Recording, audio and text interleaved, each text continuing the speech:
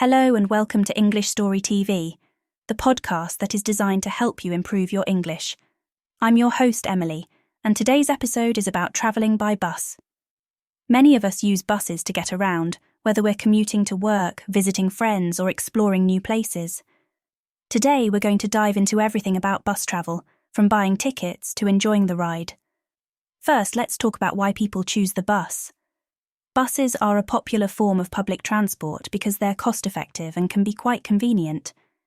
In cities, buses usually have dedicated lanes, which means they can avoid some of the traffic and get you to your destination quicker than you might think. Now, if you're planning to take a bus, the first step is finding your route. You can use various tools for this, like apps on your smartphone, or even a good old-fashioned timetable at the bus stop. These timetables will tell you where the bus goes and what time it leaves and arrives. It's always a good idea to check these details in advance so you're not left waiting too long at the bus stop. Once you've figured out your route, the next step is buying a ticket. There are several ways to do this. Many places allow you to buy a ticket as you board the bus, usually with cash or a contactless bank card. Alternatively, you can often buy a ticket online or through an app. Some bus services offer travel cards or passes, which can save you money if you travel often.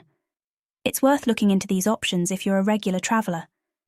Getting on the bus is straightforward, but there are some simple etiquette rules that can make the journey more pleasant for everyone. For example, it's polite to let passengers off the bus before you board. If the bus is crowded, try to move as far back as possible to make space for others. And if you see someone who might need a seat more than you do, like an elderly person or a pregnant woman, it's kind to offer yours to them. During the journey, you might want to pass the time by looking out of the window or listening to music. Remember to use headphones and keep the volume low so as not to disturb other passengers.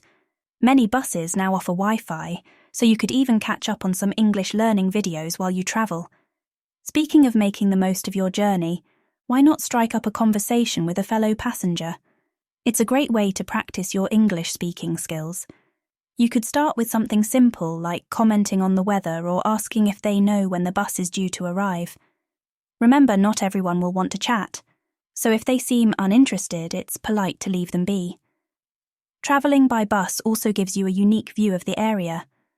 Unlike trains or planes, buses often travel through the heart of cities and towns, so you can see everyday life unfolding on the streets. It's a wonderful opportunity to observe local culture and maybe even spot places you'd like to visit. Before we wrap up, let's quickly talk about getting off the bus. Make sure you press the stop button in time so the driver knows to let you off at your stop. When the bus comes to a halt, watch your step as you disembark, especially if it's raining or the step is high. And there we have it, a complete guide to travelling by bus. I hope this episode helps make your bus journeys smoother and more enjoyable. Don't forget, travelling by public transport is not only about getting from A to B, it's also about the experiences along the way. So next time you hop on a bus, take a moment to enjoy the ride. Thank you so much for tuning in to English Story TV.